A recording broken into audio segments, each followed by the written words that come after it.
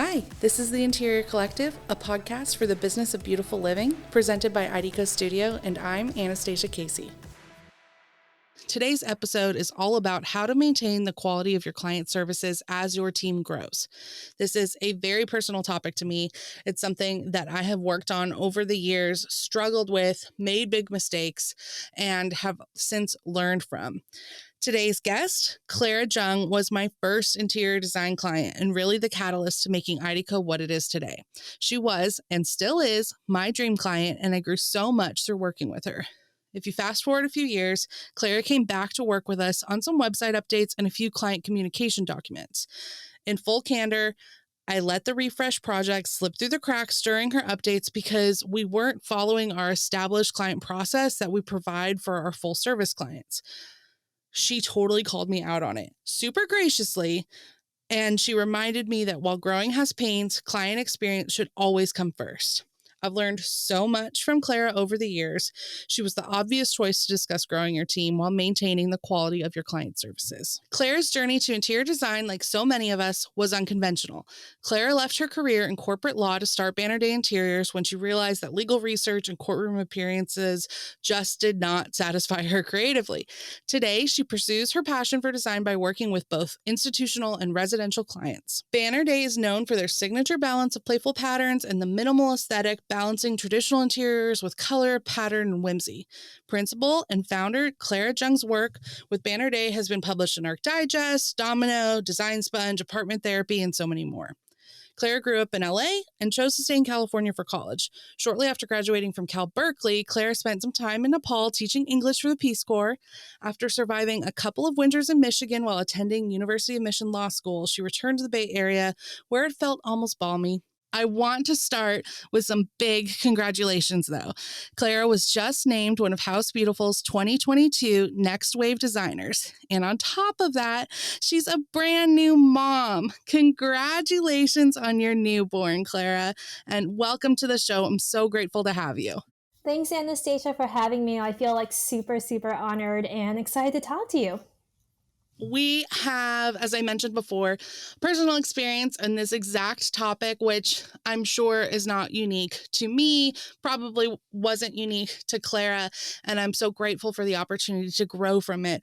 But as you start to add people to your team, your process changes. You do not necessarily have eyes on every single step of the design process, and Clara's methodical former lawyer brain is going to walk us through how we can adapt, how we can grow, and how we can maintain that superior level of client experience throughout. Clara, as the principal designer and founder of Banner Day, can you tell us a bit about the current size and organization of your studio? Sure. So I would say we're still what I would consider like a small design firm. So there are 6 employees, including me. So that's me plus 5 employees. And that includes 3 designers and a studio manager and then a design assistant. I would say our broader team also includes an accounting firm and a PR agent. So I would be remiss in not including those people because they definitely help flesh out like the strengths of our team. Does your team currently, are all those people on the team like full-time employee or some contractor besides those external people like your PR and your accountant? But is your team fully employed? Mostly, yeah, fully employed. There is an exception. There's a mom on my team who has kind of an adjusted schedule, but she has been with me the longest, and we have an understanding, and like she can read my brain essentially, so it works both ways. But as far as the rest of the team, they're all full time, and I would say the one employee that has that adjusted schedule, she basically works full time hours. She just has more discretion in them. Got it. That's super helpful. I'm also curious, are all of those team members, because I know our listeners are probably wondering as well, is everybody in-house with you, like physically in the office with you, or is anybody doing work remote? Such a good question.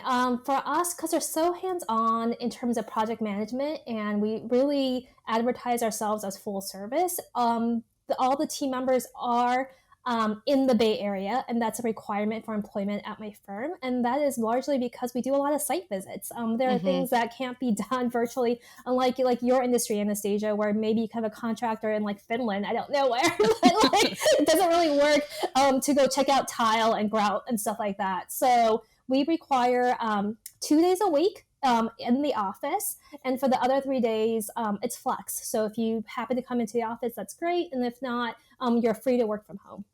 Oh, that's awesome.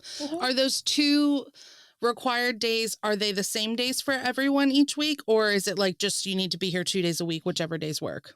Great question. So we experimented a little bit during the pandemic, largely because of COVID protocols and concerns about like being around other people. But we've really landed on the idea of 2 days a week, Mondays and Thursdays, and everyone, for the most part, to the extent possible, should be in office, especially Mondays. Like Mondays are like holy for our team.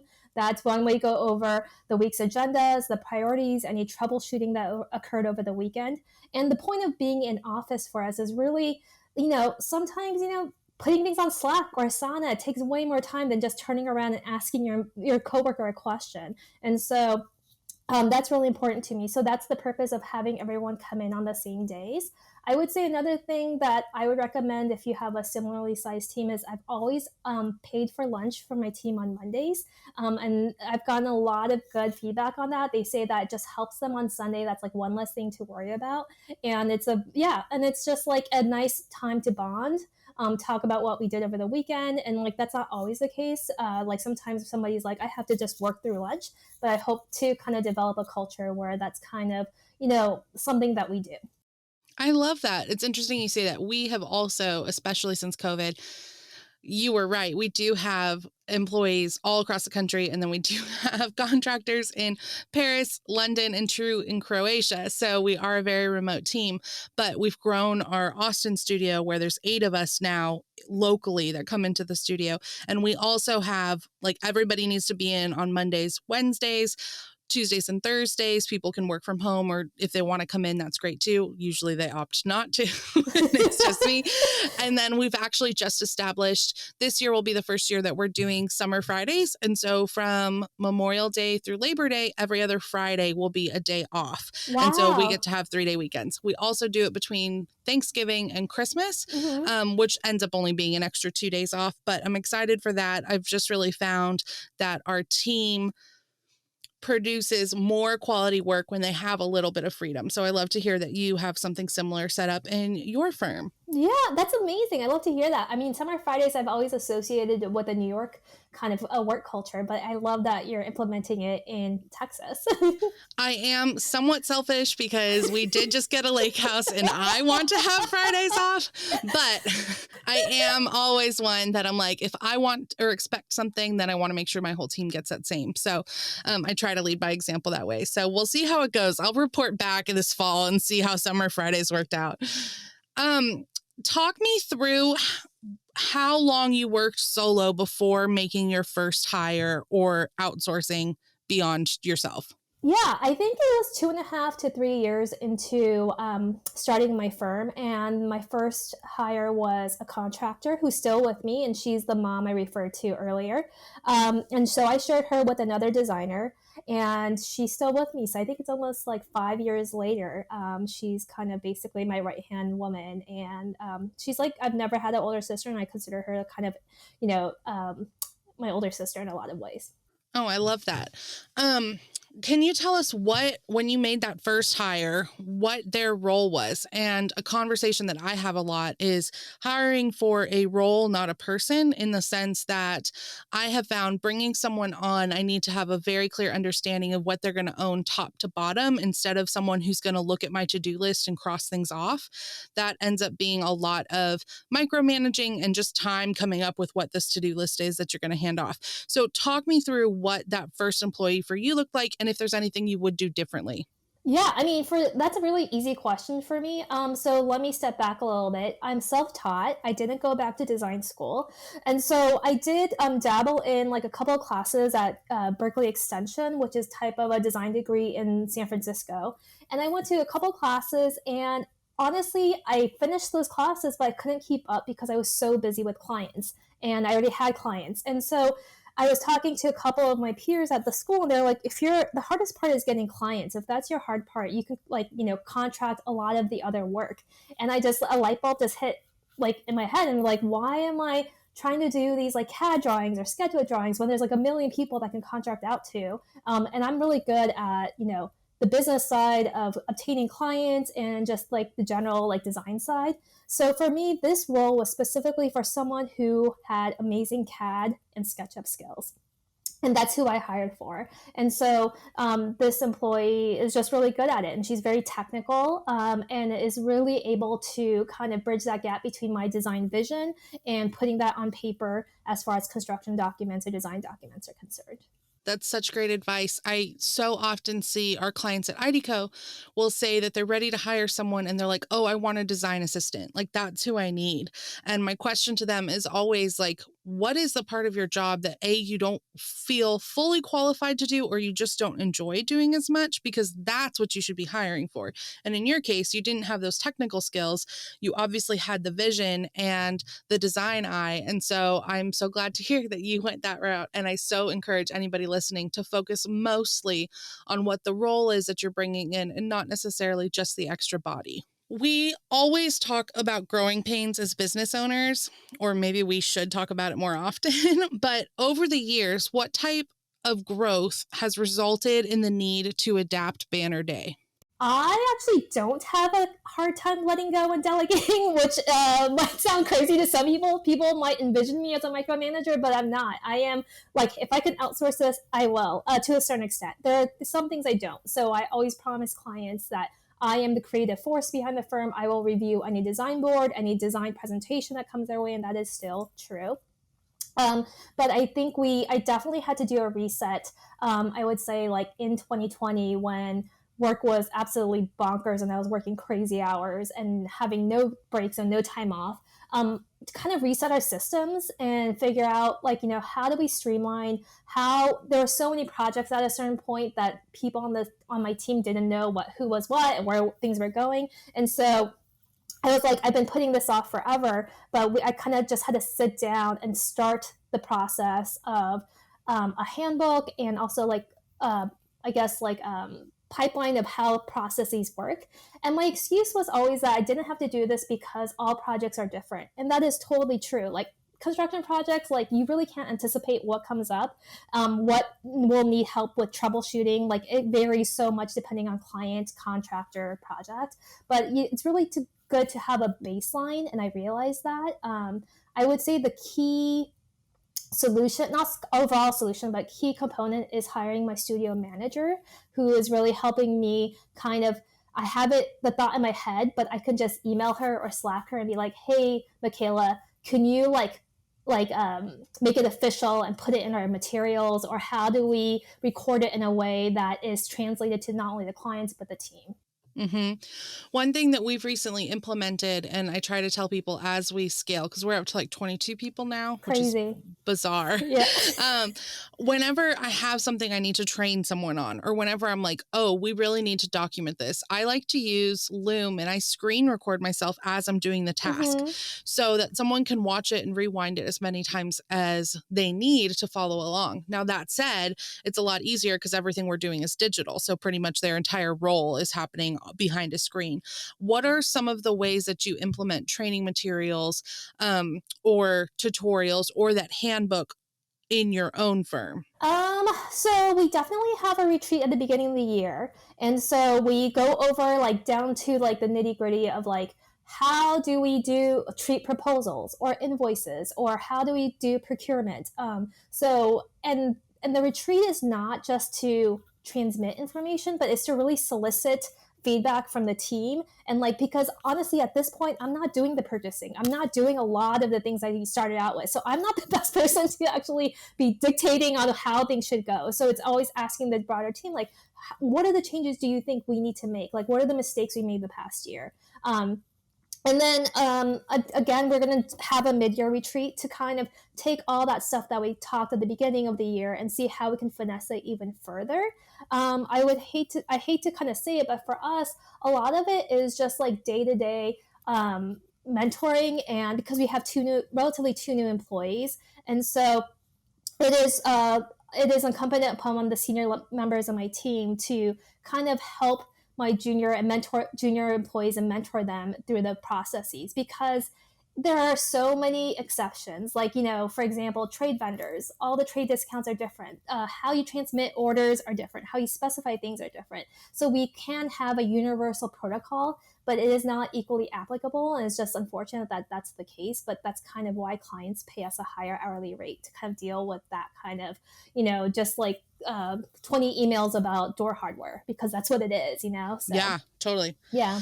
Let me back up a little bit. You mentioned just how much you've grown during the pandemic, as many studios have. How many employees were you at February 2020? We were at 2.5. So it was me, one full-time, and a part-time person. Wow. Yeah. Okay. And then now you're up to 6 plus your 2 external, Correct. regular contractors. How many before then, pre-March 2020, how many projects were you juggling at once if you had to pick an average? I would say around 20. So that was before pandemic? Oh, okay. I know it's a lot, but it's like, I want to say, there's a spectrum. Like, some projects take 2 to 4 years if it's a new build. So just the momentum is different. Then we have the larger projects of like maybe full home renovation. But we also have like so many repeat clients. I say once you hire us, we're your designer for life usually, and that's true. Yeah. And so we have like, the client who we did the nursery for like 4 years ago, and now their kid is turning into a big kid, so we like are changing that room up. So there's all of that. Yeah, so it's like a spectrum, but it is quite a bit. Yes. So now when you've added 4 more bodies, how many projects are you managing now? I'm scared to say, because I might like get like a bunch of emails, but we're at like around 40 to 50 projects right now. Wow.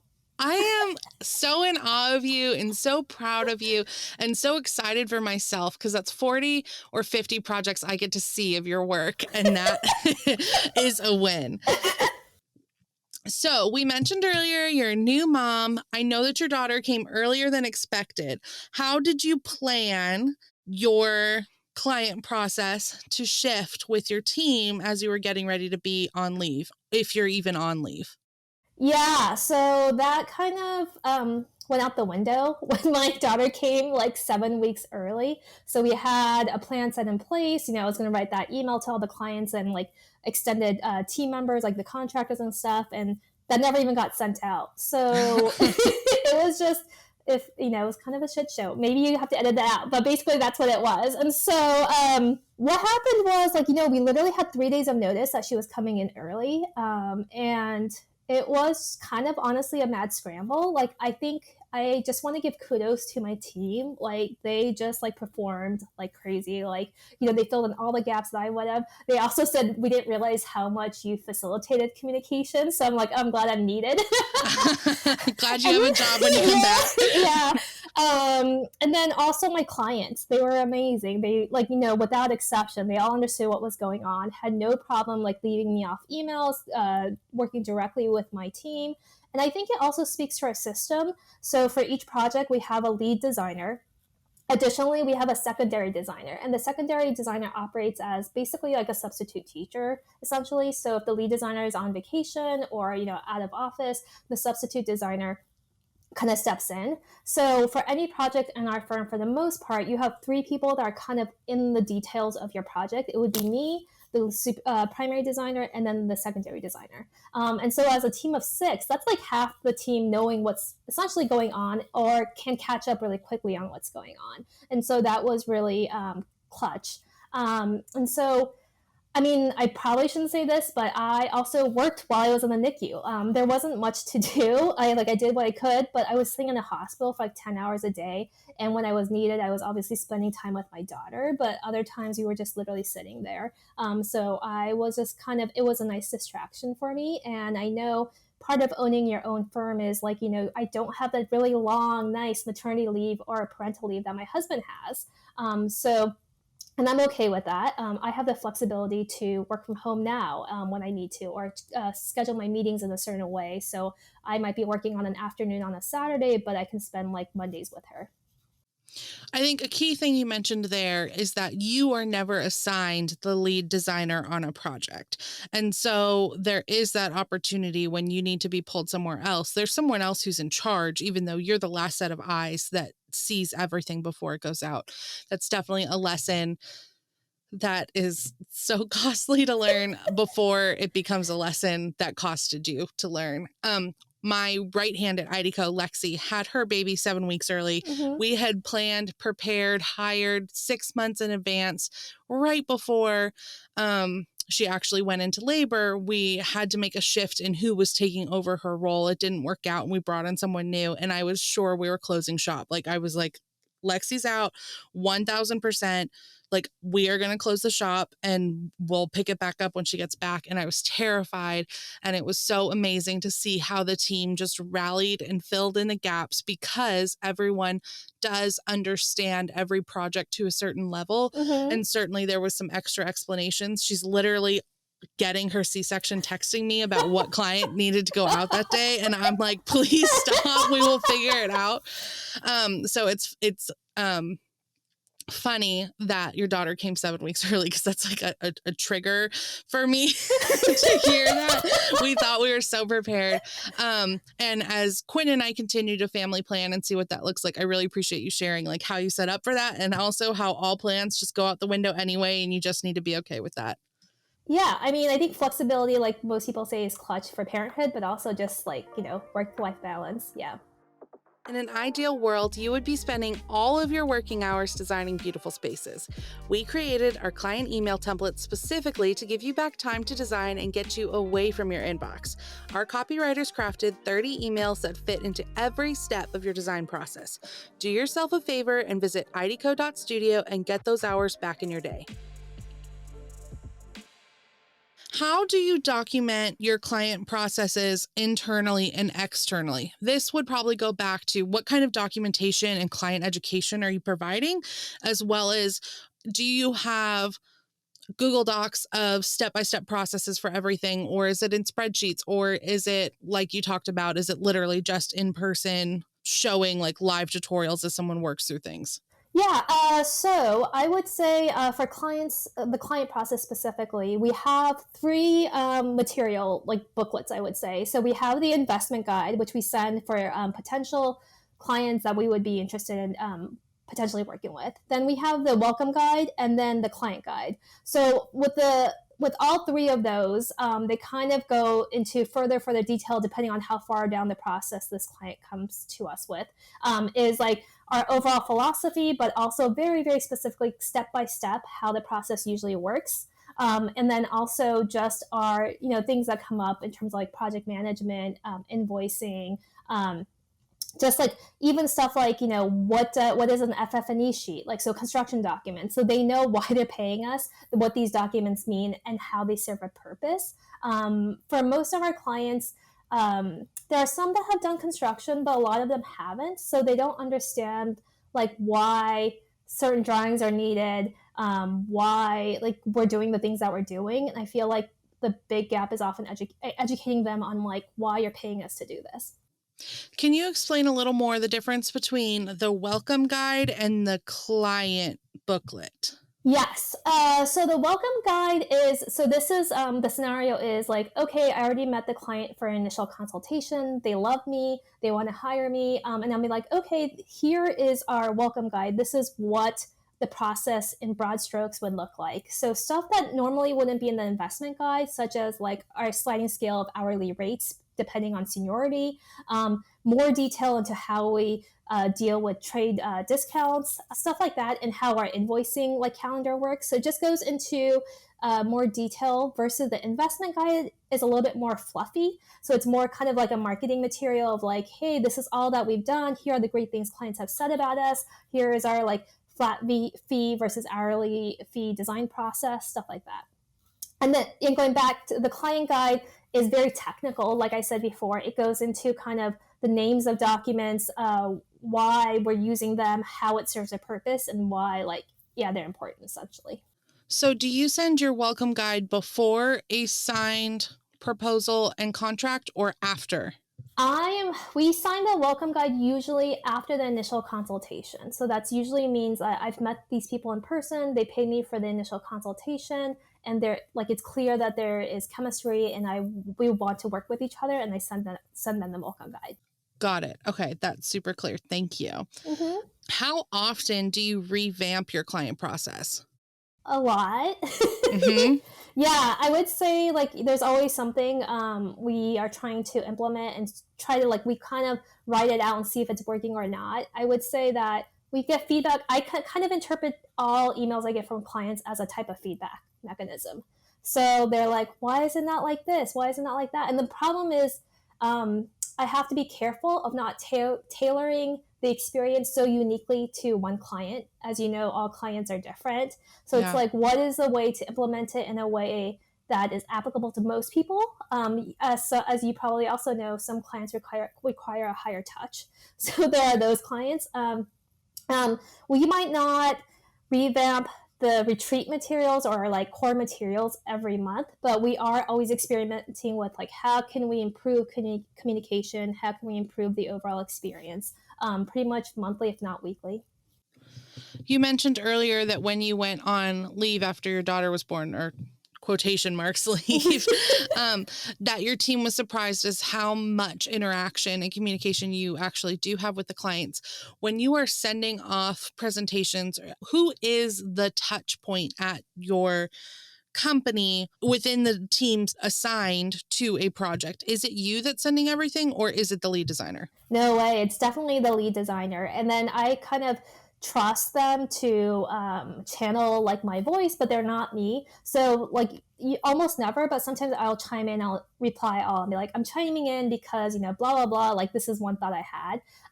It is true. There are some clients that want the communication directly from me. And I tell them like, I should not be the person doing it. I can't be held accountable because I am all over the place. So it should be and I'm not doing the drawings, to be honest. I might be sourcing everything, but you know, that's not everything. I can pick a mirror that's 2 times too large for a vanity. So you should be really trusting the lead designer who's really in the nitty gritty, and also the primary person who is corresponding with the building team usually. Question. Do you allow your clients to text or DM you or call anytime? What are your communication guidelines? Yeah, I don't have any, and I might be guilty of being too responsive. So I've only had one client who would call me on the weekends and I would just press ignore. And I have no shame in just saying that. But for the most part, most clients, they will text me for time sensitive stuff, and that's totally okay by me. If it ever got to the point where it would be too much, I would say, hey, let's go back on email. But usually I say, let's go back on email because like there's no point in texting me if we have to just recap via email to loop all these other parties in. And it's just not a good way to keep a good record, especially for like $1 million project. Like the fact that you're changing X, Y, and Z can't be really it's not searchable in a text thread. I think that's a really important part that we put in all of our client welcome packets that we have in the shop. It's like our client communication is set that we prefer everything to be handled via email so that everyone on the team can be in the loop. Right. Because it can just totally get lost. And just as a business owner, the more documentation you can have between your client experience, the more protected you are, both you and the client, to be completely transparent. Like everyone is more protected when you can keep it to an email thread. Totally. What would you say are your top 3 most critical steps in your client process? I would say, honestly, the contract signing or like dating of each other is honestly one of the most important steps in the overall process. It's, you know, I do consider dating like you're feeling each other out. I am a very direct person and super transparent. And so I try to be the same, and sometimes it's just not a good fit. Like some people have gotten offended by like I don't think this is like I give my opinion about a project and they don't love it, and it's like a clear signal to me that that's not a good fit for me. The others, I think another important crucial point is the onboarding process. So we set expectations of communication, how this is going to work, the overall processes, like kind of just like overall budget, stuff like that. And I think the third step, honestly, is just, I know this is not a really precise answer, but the ongoing project management. I always tell clients the design part's technically for me, like I find it not the easier part, but it is more just like controllable, at least by us. It is the project management and execution where you're relying on third parties, whether it be vendors or general contractors, where, we don't control contractors. That's not how it works. And so but we can help facilitate and keep the project on track. And that kind of takes the cooperation of all parties. When, you didn't pick up red flags during that courtship onboarding process, and there is a project that maybe you are not still jiving or syncing, do you have a process or do you have an experience you can share on how to tactfully and helpfully discontinue a project? Yes. So I take great pride in being a very customer service oriented firm. But I have had 4 breakups in the last 8 years, and I would say that's a fairly good track record. So I would say I've gotten better about the breakup as the years have gone by with more experience. The last one, which was last year, there was no good chemistry. And we presented and it just did not go well, and it's a bummer. And I just wrote an email. I'm like, look, this process and project should be exciting. It should be fun. It should be something that you're looking forward to. And it seems like clearly that it's not, I know that I never take it for granted that clients are investing a ton of money with us and the overall project. And I say, if you're spending this much money, this is not how it should be going. And so I wrote them a very tactful email, basically kind of saying that. And I say, it might be best for both of us if we kind of stop the process before we go deeper down the rabbit hole. I also waived the balance of design fees. I don't know if most other firm owners would have done that, but if they're not loving it, then I just didn't feel right about charging the balance. So to clarify, if you had been paid design fees up until that point, you aren't reimbursing anything, but you're not continuing to fulfill the quoted design hours. I guess that's one way to look at it. So for us, since we do a flat fee design process, we collect 50% up front and then 50% after the presentation. In this situation, we did present, and as I said, it didn't go well. And so I am technically entitled to the other 50% I should have collected upon the balance and presentation. And I chose not to. For me, design is somewhat subjective. So, our contract doesn't hinge on the fact that payment is not hinged on the fact that you love the design. Technically, I am owed that money, but I'm not going to try to collect money from clients that didn't love what we're doing. I just don't see the point in that. I don't know. Maybe that's a different perspective. No, I think that's great. And I just wanted to clarify for those listening that you didn't return your 50% deposit. Correct. You just did not collect the additional. Exactly. Yeah. What would you say, if anything, when you see a client is not receiving your ultimate client experience? How do you pivot that? Or are you all just total perfection and there's never a scenario where that happens? I wish. So yeah, I would say kind of depends on the degree of the miscommunication or the mistake. But first is always an apology. I am sorry. And there's no but, excuses, nothing. It's just an I'm sorry, period. We dropped the ball, period. Then I cut before I even went with that same email. I said, here's the solution. This is what we're going to do. Here's plan A, B, or C, to rectify it.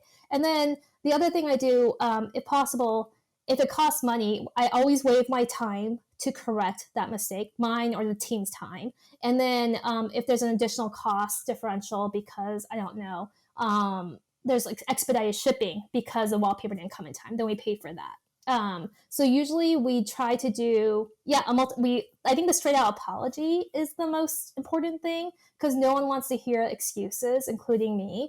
And then the second thing is finding a solution and literally working on it ASAP. Like, if when someone calls me with a problem, we start working on it immediately. We don't wait till next week or next month. It is immediate. When something like that happens, how do you handle it with your team? And whether that be a communication issue, I'm really interested in learning from you as to how to help facilitate a lesson learned and a pivot amongst your team, and not just how you handle it directly with the client. Right.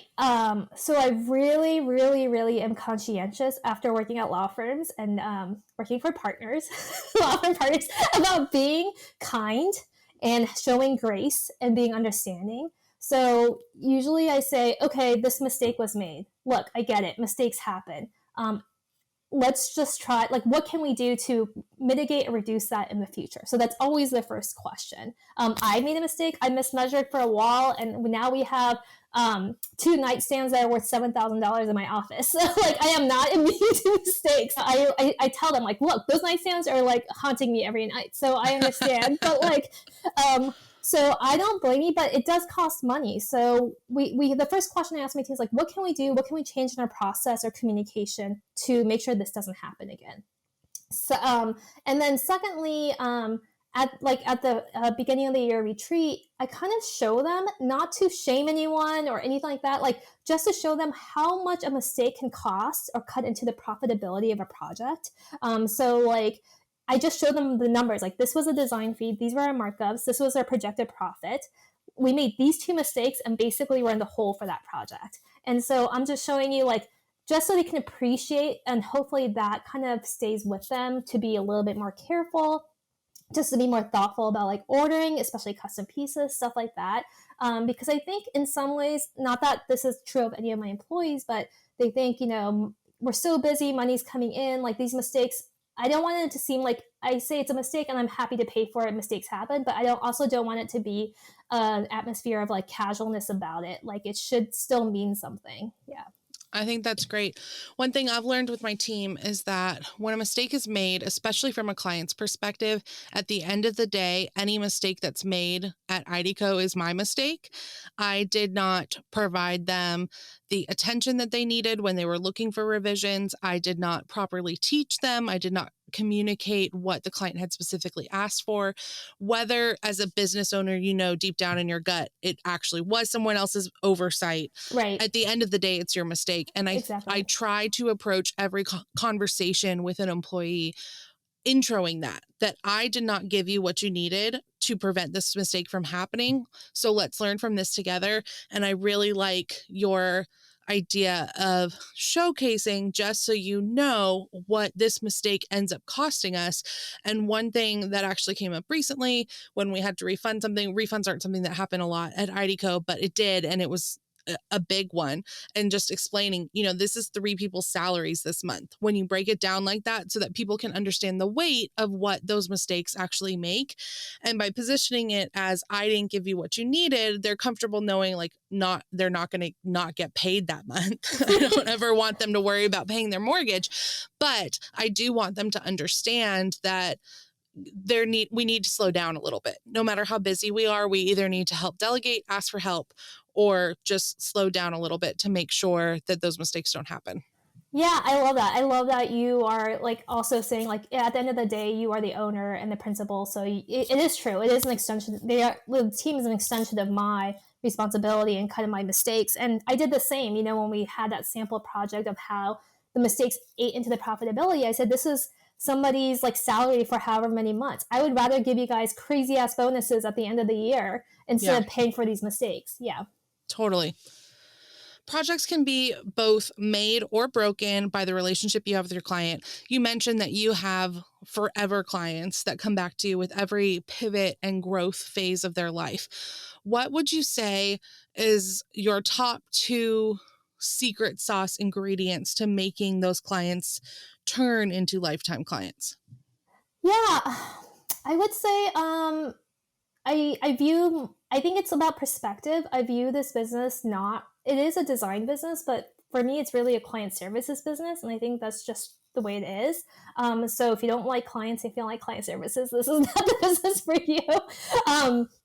But I would say like one thing is like we do go above and beyond. Often we're the first people to know when somebody has bought a house or having a baby. So it's like whatever these life milestones are, I really take that very to heart, and I know they're relying on us to help kind of perform during that milestone of their life. And so I say that we never say like no to maybe things that other designers would like. So a client asked for a favor of like his wife was expecting, and like the movers didn't come and complete something, unpacking a couple of boxes, and he wanted it to be perfect for his wife when she moved in. So I went into their home and I unpacked 3 or 4 boxes for them, last minute. But I think that meant something to them, and they're still my clients now. So it's just like those little things that we're always responsive. I think a lesson that I taught one of my employees early on, she thought that